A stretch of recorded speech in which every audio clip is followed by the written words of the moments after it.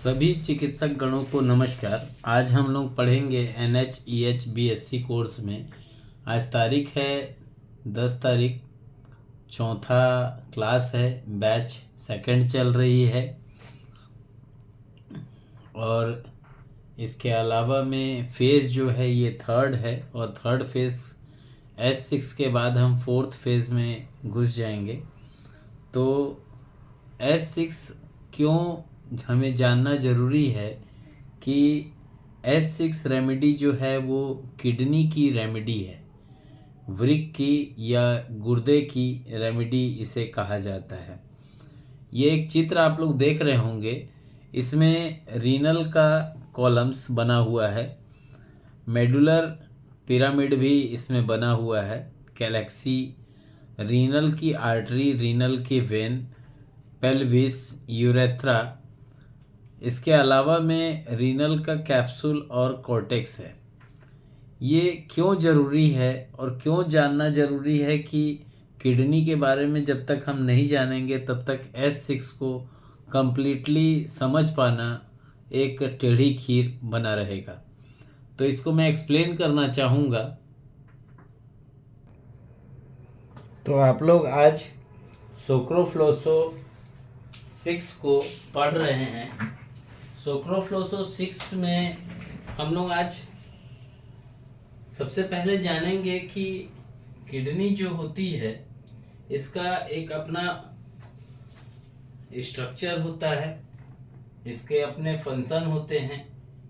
आपने अभी देखा कि किडनी का एक्चुअल जो प्रारूप है वो किस प्रकार का दिखता है।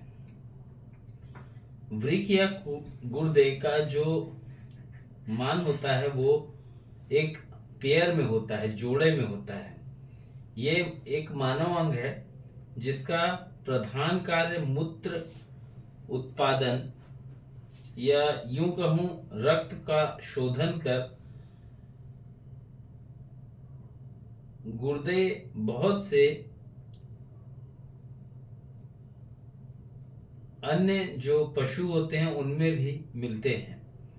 ये मूत्र प्रणाली के अंग हैं। इनके द्वारा इलेक्ट्रोलाइट, क्षार, अम्ल जो बैलेंस होता है उसको करने का कार्य, और साथ में ब्लड प्रेशर का नियमन होता है। ये इनका मल स्वरूप मूत्र कहलाता है। इसमें मुख्यतः यूरिया और एमोनिया होते हैं। मानव वृक्क का पृष्ठभाग आपने देखा। अगर हम पृष्ठभाग को हटाते हैं तो स्पाइन हटाने के बाद जो दृश्य हमें दिखता है वो आप मोबाइल में भी देख सकते हैं, और आप चाहें तो इसका एक जो पुस्तक अभी डायग्राम की एक निकाली गई थी उस पुस्तक में भी आप इसको देख सकते हैं।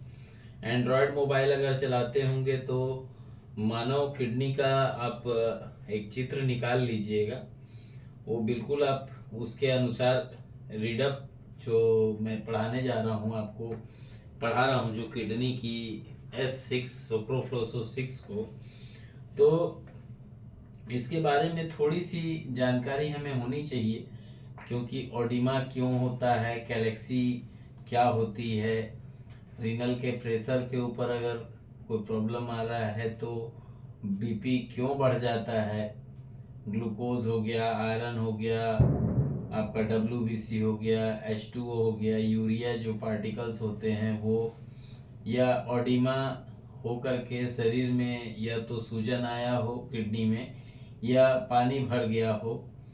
तो ऐसे कौन से मेथड्स होते हैं, या यूं कहूँ कि किडनी फेलियर हो गया या किडनी से रिलेटेड जो अन्य डिजीजेस होते हैं उसमें, या यूं कहूँ कि पेट में जलन हो रहा हो, तो हम क्या करें ऐसा और कैसे जानें, इसी को संबंध में लेकर के सिलेक्शन ऑफ मेडिसिन की इस NH BSc कोर्स में आज हम लोग क्लास 4th को पढ़ रहे हैं। बैच सेकंड है और फेज जो है ये थर्ड है। S10 फेज 4 में आता है, फेज 4 भी चालू कर दिया गया है। तो ये समाप्त होगा आज फेज़ 3, और इसके बाद हम फेज़ 4 में घुस जाएंगे। तो आइए हम लोग आगे इसको रीडअप करते हैं। अगर हम लोग बात करते हैं गुर्दे की, तो इसका अंग, ये एक युमित अंग होता है जो कई कार्य करता है। ये अनेक प्रकार के पशुओं में भी पाया जाता है, और किशोरिक जो और साथ में जो अकिशोरक जीव जो होते हैं उसमें भी ये शामिल होता है। ये हमारे मूत्र प्रणाली का एक आवश्यक भाग है। ये इलेक्ट्रोलाइट नियंत्रण करता है, अम्ल क्षार संतुलन बनाए रखता है, और रक्तचाप नियंत्रण आदि जैसे सम स्थिति जो हेमोस्टेटिक जो कार्य होते हैं वो ये करता है। ये शरीर के में रक्त के प्राकृतिक शोध को के रूप में जो कार्य करते हैं उसकी अपशिष्ट को हटाते हैं, जिससे मूत्राशय की ओर भेजा जाता है। मूत्र का उत्पादन करते समय जो किडनी होती है वो यूरिया और एमोनियम जैसे अपशिष्ट पदार्थ उत्सर्जन करते हैं। गुर्दा जल ग्लूकोज और एमिनो एसिड पदार्थ उत्सर्जित करते हैं।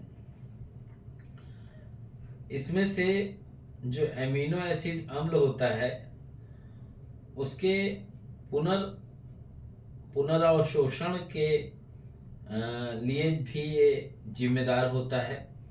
गुर्दे जो होते हैं वो हार्मोन भी उत्पादन करते हैं, जिनमें कोलेस्ट्रॉल,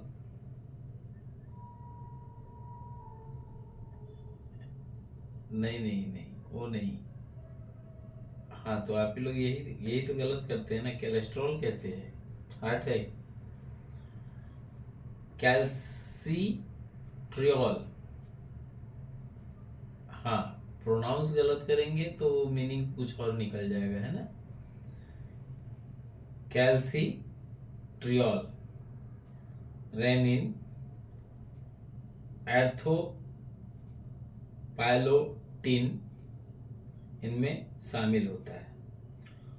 औदरिक गुहा का जो पिछला भाग होता है इसको रेट्रोपेरिटोनियम कहते हैं। रेट्रोपेरिटोनियम में स्थित जो रीनल की जो वेन्स होती हैं, धमनियां होती हैं, उसके युग्म में रक्त प्राप्त करते हैं और इसे वृक्क शिराओं के एक जोड़े में प्रवाहित कर देते हैं। प्रत्येक गुर्दे मूत्र को एक मूत्रवाहिनी में उत्सर्जित करता है, जो कि स्वयं भी मूत्राशय में रिक्त होने वाली एक युग्मित संरचना होती है।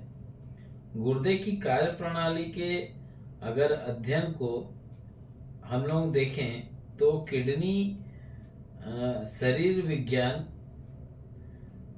इसको कहा जाता है, जबकि गुर्दे की जो बीमारियां जो होती हैं उनसे संबंधित चिकित्सा अगर विधि होती है तो उसमें मेघ वैज्ञानिक, जिसको हम लोग नेफ्रोलॉजी कहते हैं, गुर्दे की बीमारी विभिन्न प्रकार की हो सकती है, लेकिन गुर्दे से जुड़ी बीमारियों के रोगों में अक्सर विशिष्ट चिकित्सकीय लक्षण दिखाई देते हैं। जैसे गुर्दे से जुड़ी आम चिकित्सकीय स्थितियों में नेफ्राइटिस, नेफ्रोटिक सिंड्रोम,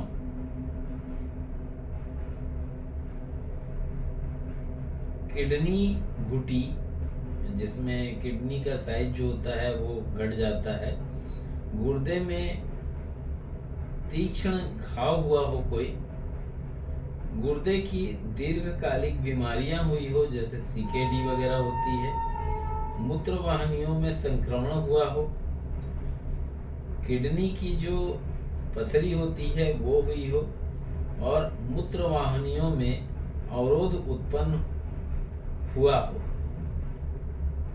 गुर्दे के कैंसर में अनेक प्रकार मौजूद होते हैं। सबसे आम वृषण किडनी कैंसर, वृक्क कोशिका कर्कट जिससे हम लोग रीनल सेल कार्सिनोमा कहते हैं, कैंसर पुटी और गुर्दे की कुछ अन्य अवस्थाओं का प्रबंधन गुर्दे को निकाल देने या नेफ्रेक्टोमी के द्वारा किया जाता था। जब गुर्दे का कार्य जिसमें ग्लूमेरुलर फिल्ट्रेशन रेट के द्वारा इसको नापा जाता है। एक्चुअल में हम लोग को किडनी के बारे में जानकारी होना जरूरी है। जैसे आप सभी को मालूम होगा, राजमा आप लोगों ने देखा होगा।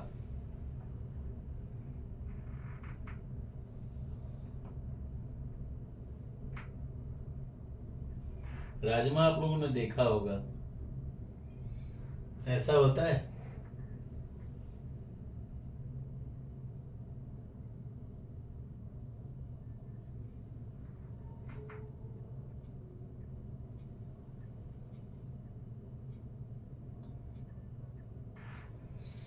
ऐसे ही आप किडनी में भी देखेंगे और ऐसे ही आप स्प्लीन में भी दिखाई देता है।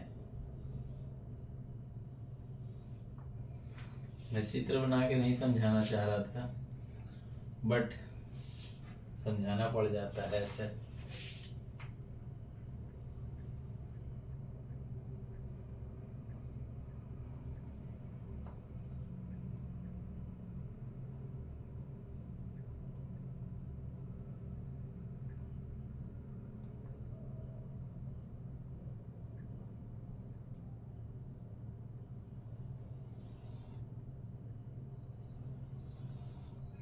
मैं सभी कुछ नहीं क्लियर करूंगा, बस एक दिखाने के लिए रूप बनाया है। इसमें यूरिनल जो वेन होती है, ये आपकी किडनी हुई, अपर पोल, मिड पोल और लोअर पोल।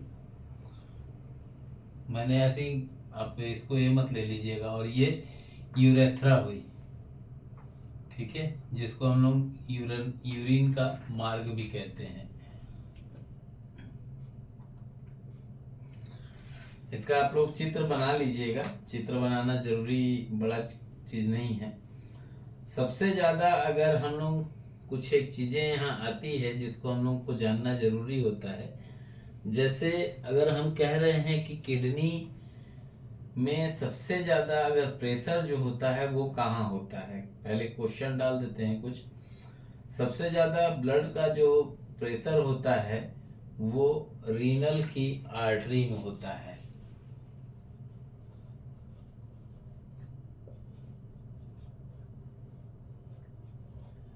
ठीक है, इसलिए बता रहा हूं क्योंकि अभी हाल ही में एक केस आया था जिसमें पूरे डॉक्टरों ने पूरा खंगाल डाला हार्ट अटैक के कारण को। क्यों बार बार बीपी बढ़ जा रहा है, क्यों बार बार बीपी बढ़ जा रहा है। बाद में पता चला कि क्या था, तो यूरिन रिटेंशन नहीं हो रहा था, वहाँ पे ऑडिमा भी था, और साथ ही साथ में रीनल जो था उसका प्रेशर इसलिए बढ़ रहा था क्योंकि रीनल की आर्टरी पे प्रेशर था। तो किस किस कारण से बढ़ता है, अगर प्योर ब्लड की बात करते हैं तो प्योर ब्लड के छन जाने के बाद उसमें से ग्लूकोज, WBC, आयरन, H2O और यूरिया, ये सारे जो बड़े पार्टिकल्स होते हैं ये छानने का काम कौन करता है? किडनी करता है। अगर हम बात करते हैं कि ओडिमा हो या सूजन हो और उस कंडीशन में, या यूं कहूं कि वहां पानी भर गया हो, जिसको हम लोग ऑस्मोसिस मेथड, डिफ्यूजन मेथड या इलेक्ट्रोलाइट मेथड के माध्यम से ठीक, जिसमें एब्जॉर्प्शन, तीनों मेथड को ठीक करने के लिए हम लोग किस रेमेडी का यूज करते हैं मालूम है आप लोग को? सोक्रोफ्लोसो 6, मैंने ऊपर लिखा हुआ है, ध्यान दीजिएगा। किडनी का अगर फेल होने की अवस्था आ रही है तो क्या होता है? बिल्कुल गैलेक्सी वर्क नहीं कर रहा होगा। आप चाहें तो टेस्ट करा लीजिएगा। हाइड्रोनेफ्रोसिस की कंडीशंस, नेफ्राइटिस की कंडीशन, पॉलीनेफ्राइटिस की कंडीशंस पेशेंट में आपको देखने को मिल जाएगी। कई बार पेशेंट को पेट में जलन होता है, तो पेट में अगर किसी व्यक्ति को जलन हो रहा है तो उस कंडीशन में जब व्यक्ति के अंदर जो सिम्टम्स मिल रहे हों वो नेफ्राइटिस के भी हों, फीवर आ रहा हो कंटिन्यू वे में, तो और आउटपुट जो यूरिन का निकलता है वो भी घट गया हो, कलरलेस हो गया हो, और ऐसी अवस्था में आप समझ में नहीं आ रहा हो कि मैं क्या करूं, तो मैं एक फार्मूला देने जा रहा हूं कि अगर ऐसा होता है तो आपको क्या करना चाहिए। मैं इसको मिटा दे रहा हूं।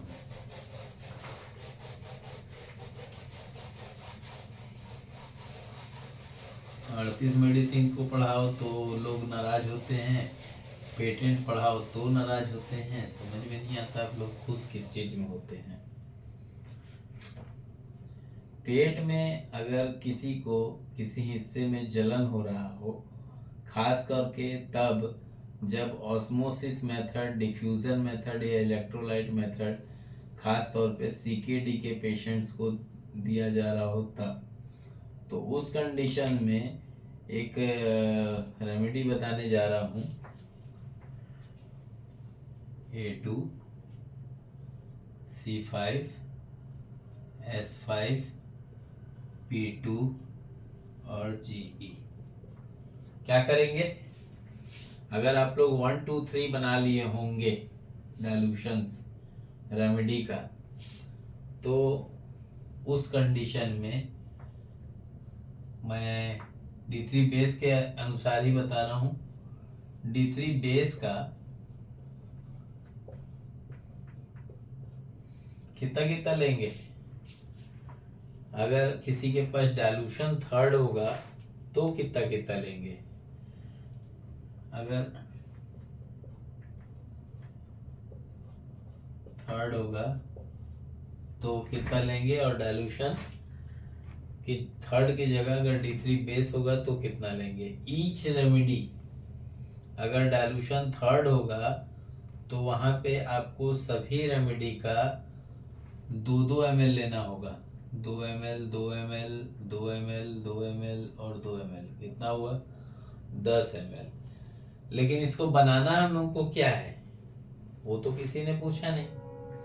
पेट में जलन हो रहा है, हमको इसको बनाना होगा D7 या D9। तो हमको 7 बनाने के लिए क्या करना पड़ेगा? हम सभी रेमेडीज का अगर D3 बेस से बना रहे हैं तो 5 रेमेडी है, तो 5 ml ये ले लिए, प्लस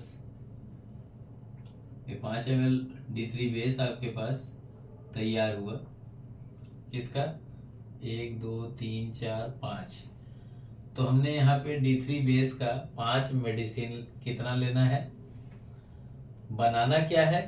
बनाना है छठा डाइल्यूशन अगर क्रोनिक है तो, और अगर लग रहा है कि नहीं वो क्रोनिक ना होकर के डिजेनरेटिव हो चुका है, तो उस कंडीशन में D3 बेस का आप सभी को 5 रेमेडी का 1-1 ml लेना है।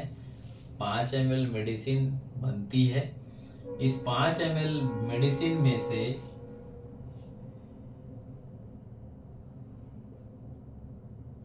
इसको मैं नीचे ला लूं, वहीं खसक जाऊं। यहीं फंसक जाता हूँ भाई।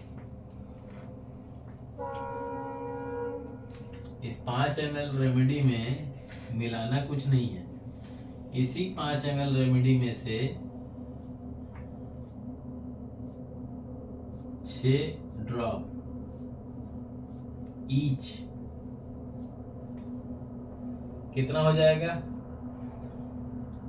6 ड्रॉप D3 बेस का हम ले रहे हैं, 1 2 3 4 5, तो 6 5 या कितना हो जाएगा? 30 ड्रॉप।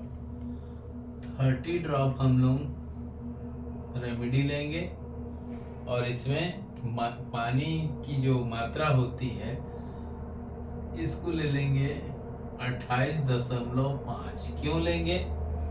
क्योंकि 20 ड्रॉप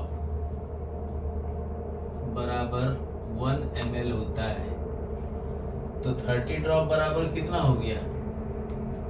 30 ड्रॉप बराबर 1.5 ml हो जाएगा ना जी। तो 30 ml में 1.5 ml घटाएंगे तो कितना बचेगा? 28.5 ml बचेगा ना, है ना।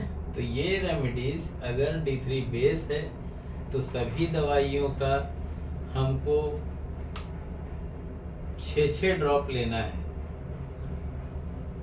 सॉरी 1 ml लेना है, 1 ml सभी दवाइयों का 1 ml मिला कर 5 ml बना लेना है और उसमें से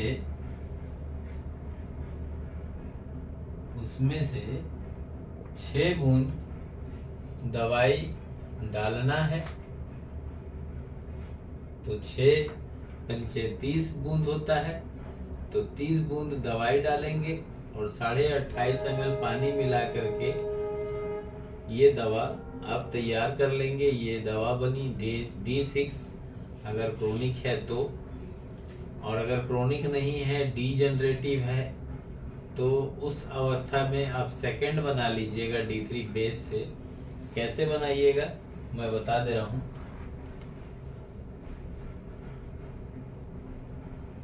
D3 बेस का हमने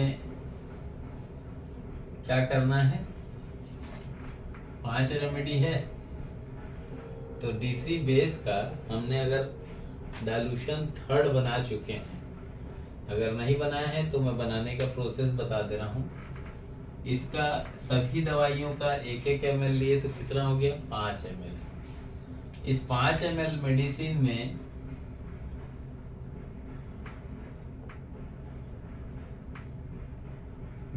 में कितना मिलाएंगे? तो हम करेंगे क्या? इस 5 ml मेडिसिन को टुकड़ा कर देंगे। कैसे टुकड़ा कर देंगे? 1 ml लिए थे हम लोग, तो 1 ml नहीं लेकर के अब क्या करेंगे? यहाँ पे हम लोग आधा ml ले लेंगे। कितना दवाई हो जाएगा? 2.5 ml, या इसको हम 50 ड्रॉप कह सकते हैं, बराबर है।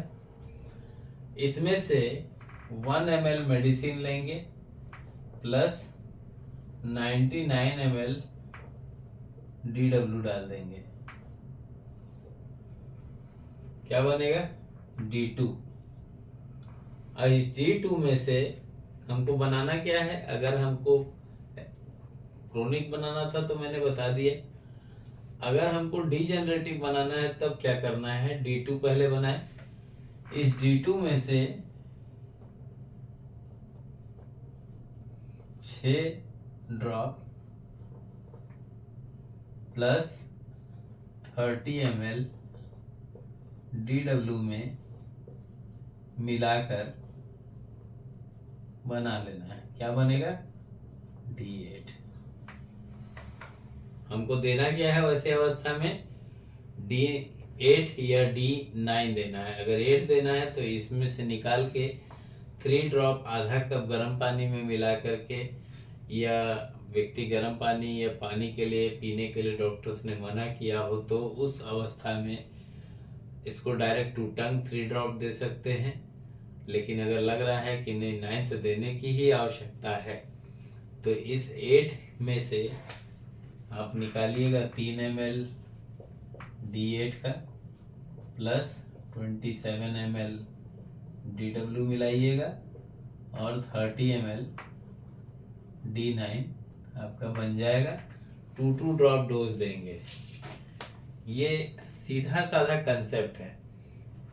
अब अगर लगता है कि मेरे पास मेडिसिन जो है वो डायलूशन 3rd की है, D3 बेस की नहीं है, क्योंकि बहुत सारे चिकित्सक गण जो है ना वो होम्योपैथी स्टाइल वाला मेडिसिन भी रख के प्रैक्टिस करते हैं, तो मैं थोड़ा सा उसको भी एक्सप्लेन करूंगा, क्योंकि छोड़ूंगा तो उसको भी नहीं।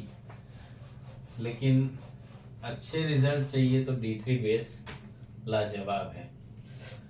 अब हम लोग बात करते हैं A2, P2, C5, S5, GE। यही रेमेडी की बात हुई थी अभी। अब आपके पास मान लो D3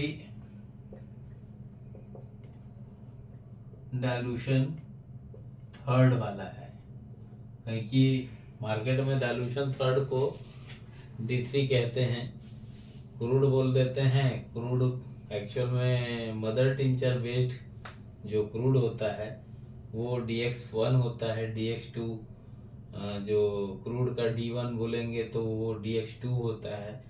क्रूड का 3rd जो होता है वो DX2 कहलाता है, और क्रूड का जो 4th होता है वो डायलूशन 3rd के नाम से, या कई लोग उसको D3 के नाम से प्रोनाउंस करते हैं। एक्चुअल में इसका जो डेसिमल स्ट्रेंथ होता है वो 0.0011 होता है, और उसी को लेकर के इसको डेसिमल स्केल नाम दिया जाता है।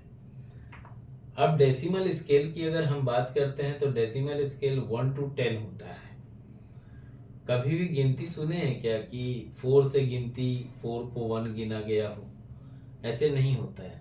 जो एक्चुअल परिभाषा परिवेश है वो यही है। तो जब बात होती है कि पेट में जलन हुआ, और पेट में जलन होने की अवस्था में अगर हमको दवाई देने की ज़रूरत पड़ रही है तो आप यह तो BE दे सकते हैं। लेकिन अगर लग रहा है कि नहीं BE से काम नहीं चलेगा और हमारे पास मेडिसिन डायलूशन 3rd D3 है, और हमको उस अवस्था में अगर क्रोनिक केस में देना है तो D6 बनाते हैं। तो यहाँ से हमको क्या करना पड़ेगा, सभी दवाइयों का 2 ml 2 ml 2 ml 2 ml और 2 ml, कितना हुआ 10 ml। लेकिन हमको बनाना कितना है मेडिसिन, हमको मेडिसिन बनाना है D6, और D6 बनाने के लिए हमको यहाँ क्या करना है, हम करेंगे यहाँ से 2 ड्रॉप 2 ड्रॉप 2 ड्रॉप 2 ड्रॉप और 2 ड्रॉप। कितना हुआ 10 ड्रॉप हुआ। क्या बनेगा ये D4। डायलूशन 3rd तो पहले से है, D4 बना। अब क्या करेंगे, डायलूशन 3rd में से हमने सभी का 2 ड्रॉप लिया, 2 ड्रॉप लिया तो कितना हुआ 10 ड्रॉप हुआ। 10 ड्रॉप में 10 ड्रॉप मतलब कितना हुआ, आधा ml हुआ ना, आधा ml। इसमें कितना मिलाएंगे, 10 ड्रॉप में 90 ड्रॉप मिलाएंगे। क्या मिलाएंगे DW, क्या हो जाएगा 100 ड्रॉप, D4 हो जाएगा। 100 ड्रॉप मतलब क्या हुआ 5 ml हुआ। क्यों हुआ, क्योंकि अगर हम बात करते हैं 100 ड्रॉप डिवाइडेड बाई 20, तो 20 इंटू अगर हम बात करते हैं 20 पंचे 100 होता है।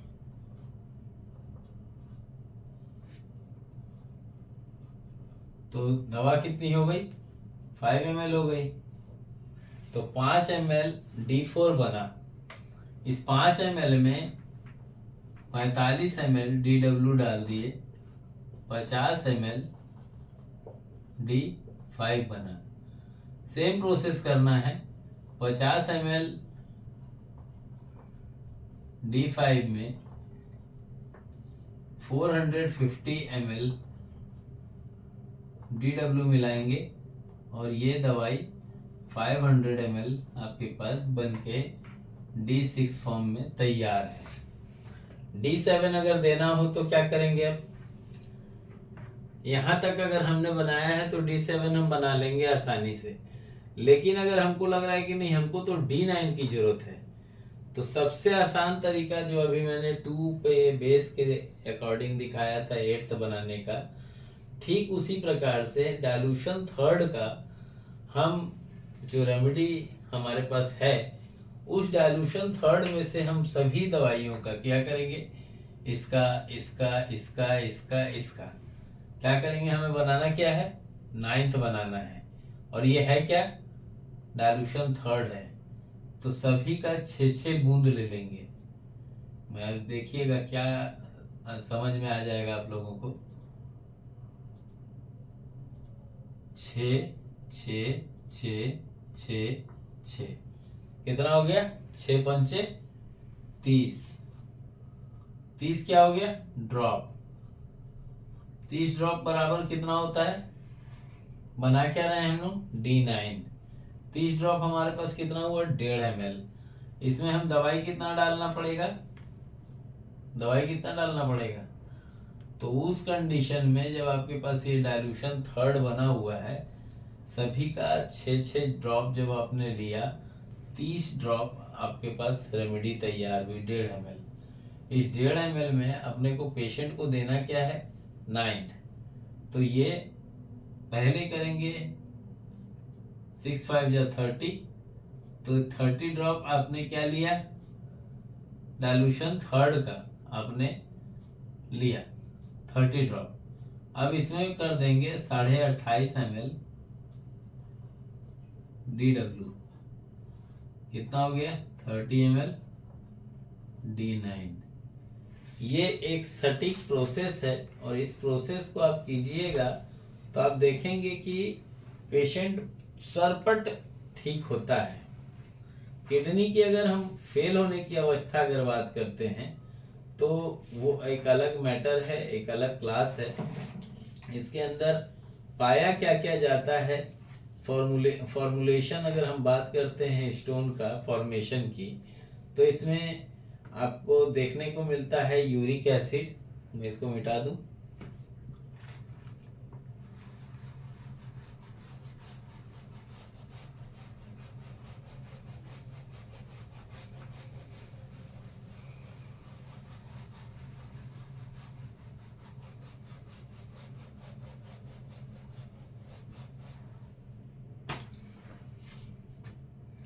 अगर हम लोग बात कर रहे हैं इसके अंदर जो फॉर्मेशन ऑफ स्टोन होता है उसमें क्या क्या होता है, यूरिक एसिड होता है, इसके अलावा क्या होता है, फॉस्फेट होता है, फॉस्फेट, इसके अलावा में क्या होता है, ऑक्सीलाइट एसिड होता है,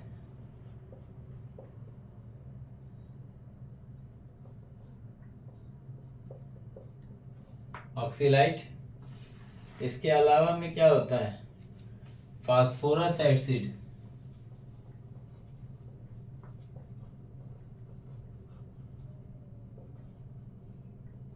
फास्फोरस एसिड। अब अगर बात करते हैं कि फास्फोरस एसिड जो है वो बिग पार्टिकल्स और सॉफ्ट कलर के इसमें ब्राउन गरिष्ठ ब्राउन कलर का होता है और ये गरिष्ठ भोजन के खाने से पीए में स्टोन बनाना चालू कर देता है। तो ऐसी अवस्था में जो रेमेडीज दी जाती है वो क्या होती है, क्लियर करूं मैं,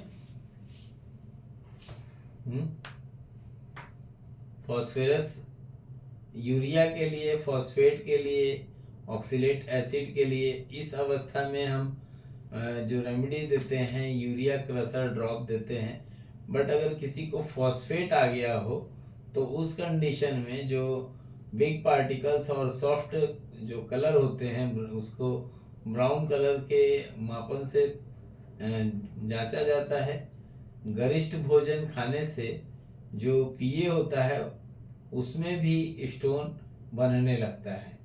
तो कंडीशनल अगर हम बात करते हैं तो इसमें जो रेमेडीज दिया जाता है वो मैं थोड़ा सा बताना चाहूँगा। A3 पानी ला भाई, गला सूख गया है। C6 S6, हम लोग क्या है ना मेन पढ़ते हैं और S6 बोले तो S6 वहीं से चालू कर देते हैं, बीच में डालना चाहिए, छोड़ना नहीं चाहिए। F1 ये एक परिवेश है, आप लोग जानते होंगे। A3 ब्लड की मेडिसिन है क्योंकि ब्लड दूषित हुआ है। C6 स्ट्रक्चर,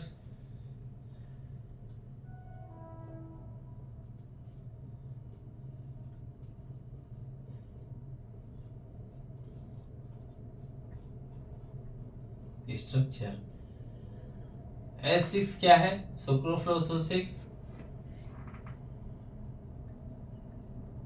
किडनी के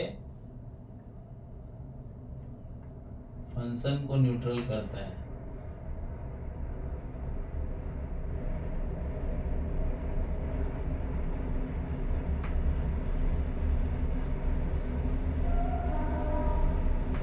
ठीक है।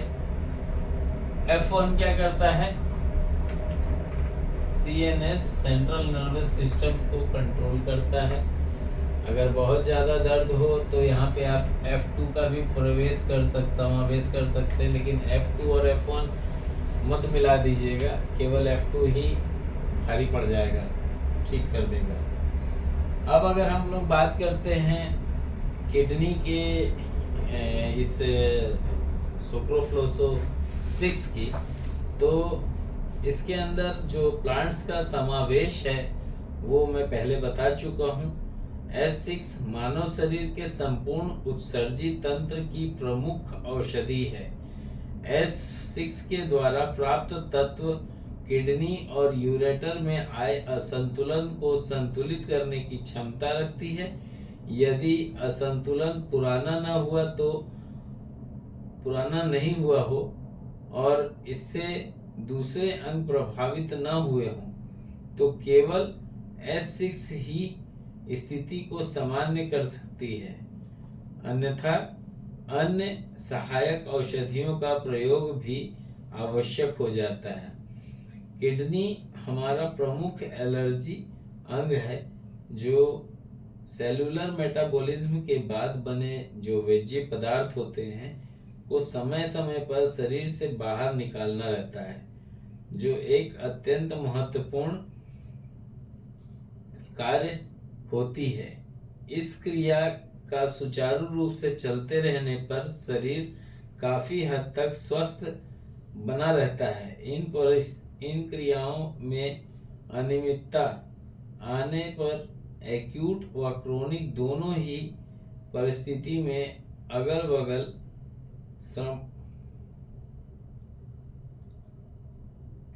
सिम्टम्स आते हैं, जैसे यूरिन की मात्रा व संख्या कम होना, ज्यादा होना, यूरिन का कलर लाल या पीले या दूधिया रंग होना, यूरिक एसिड का जमाव किडनी या यूरेटर में घोलना,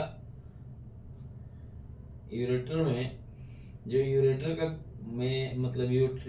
में पथरी जो होती है ना, जिसको हम लोग रीनल हाइपरटेंशन के नाम से भी हम लोग इसको जानते हैं, इन सभी में